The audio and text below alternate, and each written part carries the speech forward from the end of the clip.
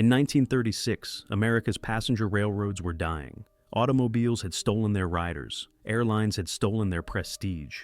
The only profitable routes left were the flagship passenger trains, the Broadway Limited, the Super Chief, the 20th Century Limited, and every decision about those trains could determine which railroads survived and which went bankrupt. Then the railroads did something that made no sense. When General Electric introduced diesel-electric locomotives that were cleaner, cheaper, and more reliable than steam, railroad executives banned them from their best routes. Not because they broke down, not because they were dangerous, but because passengers complained they were too quiet. Crews said silence felt wrong. Operators trusted the roar of steam more than the whisper of diesel. How did the very feature that got diesel locomotives rejected become the innovation that conquered American rail? And why does this forgotten battle still shape how we trust technology? Today, to understand why silence was treated as failure, you have to understand what noise meant in 1936. Steam locomotives didn't just move trains. They announced their existence to entire counties. The exhaust stack fired 80 times per second at speed, a rhythmic thunder that shook windows 3 blocks away. Steam escaped from every valve and joint, creating a constant hiss that passengers described as the sound of controlled fury. Whistles screamed warnings at 140 decibels, louder than a jet engine at takeoff. When a steam locomotive arrived at a station, everyone knew the machine was impossible to ignore, and that was the point. Noise was legitimacy. The louder a locomotive, the more powerful it seemed. Passengers reported feeling safer when they could hear the engine working. Conductors timed their movements by listening to exhaust rhythm. Engineers diagnosed problems by sound alone. A change in steam pressure, a slipping drive wheel, a failing bearing, all announced themselves through noise before they became visible. Silence, by contrast, meant something had gone wrong. A quiet locomotive was a dead locomotive. If you couldn't hear it, you couldn't trust it. AC2, the machine that whispered. Then came the diesel-electric. In 1936, General Electric and the Electromotive Corporation delivered the first diesel-electric passenger locomotives to American railroads. The engineering was revolutionary. A diesel engine drove electrical generators that powered traction motors on each axle. No reciprocating parts. No steam pressure to maintain. No water stops every 100 miles. Fuel efficiency was double that of steam. Maintenance intervals stretched from days to weeks, and they were shockingly quiet. A steam locomotive at idle measured 95 decibels at 20 feet. A diesel-electric measured 72, a reduction so dramatic that passengers standing on the platform often couldn't tell if the engine was running. Under load, steam climbed to 110 decibels. Diesel topped out at 85. The difference wasn't subtle. It was the difference between a rock concert and a loud conversation. Engineers celebrated. Accountants calculated savings in coal, water, and labor costs. But when the first diesel electrics entered passenger service, something unexpected happened. Passengers hated them. The complaints arrived within weeks. Letters to railroad management described diesel locomotives as lifeless, unnerving, and wrong. Passengers reported they couldn't tell when the train was accelerating or working hard on grades. Some claimed the silence made them feel unsafe, as if the locomotive might fail at any moment without warning. Conductors reported operational problems. On steam trains, whistle signals could be heard through 6 passenger cars even during loud conversation.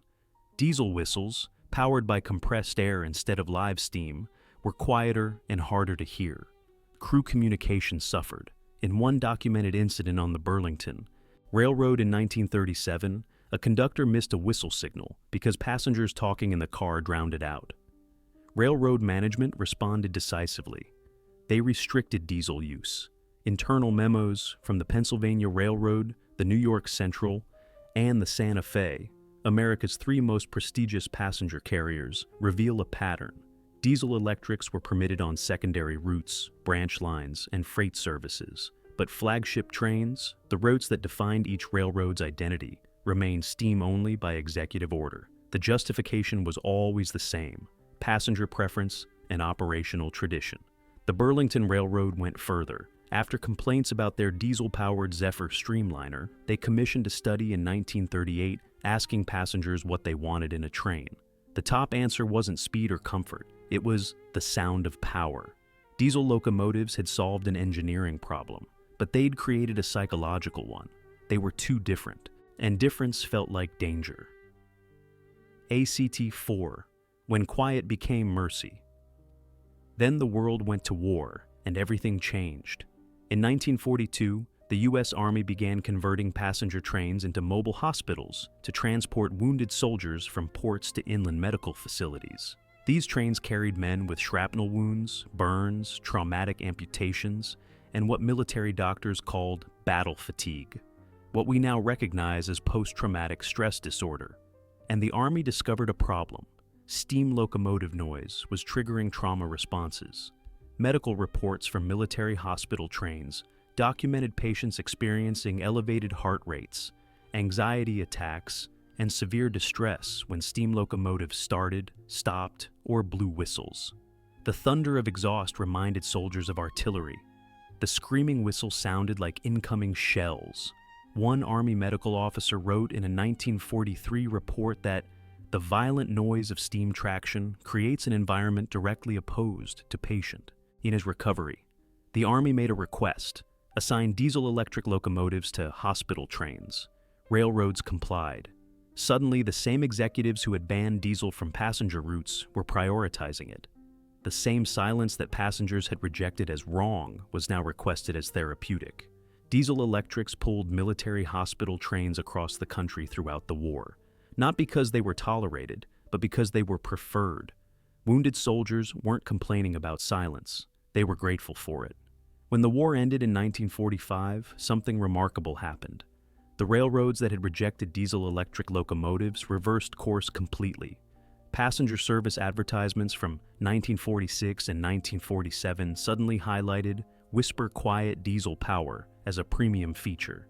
The Santa Fe Railroad promoted its new diesel-hauled Super Chief as the train that doesn't wake you. The New York Central advertised diesel service with the slogan, "Power without punishment." The Pennsylvania Railroad, which had banned diesel from its flagship Broadway Limited just 8 years earlier, announced in 1947 that the train would be exclusively diesel-powered for passenger comfort. The rebranding was total. Silence was no longer a flaw, it was sophistication. Marketing materials emphasized that diesel locomotives allowed uninterrupted sleep, quiet dining cars, and conversation without shouting. What had been marketed as controlled fury in the steam era became refined power in the diesel age. Passenger surveys from 1948 showed that riders now associated quietness with modernity, luxury, and technological advancement. The transformation took less than 3 years. By 1950, diesel-electric locomotives dominated new passenger equipment orders. By 1955, steam was functionally extinct on major passenger routes.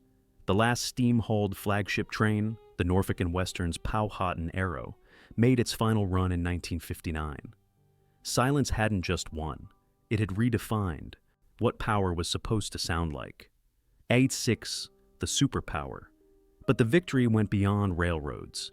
The diesel-electric revolution established a principle that shapes technology to this day. Quietness is not weakness. Efficiency doesn't need to announce itself. The most advanced machines often work in silence. Modern electric cars face the same resistance diesel locomotives encountered. Drivers complain they don't sound like real cars.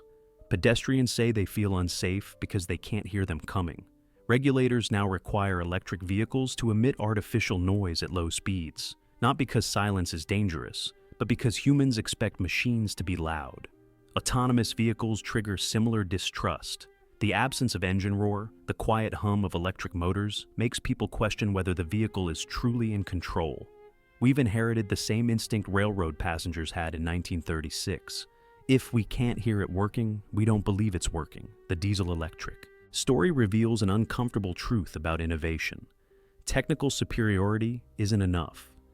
Human psychology determines what succeeds.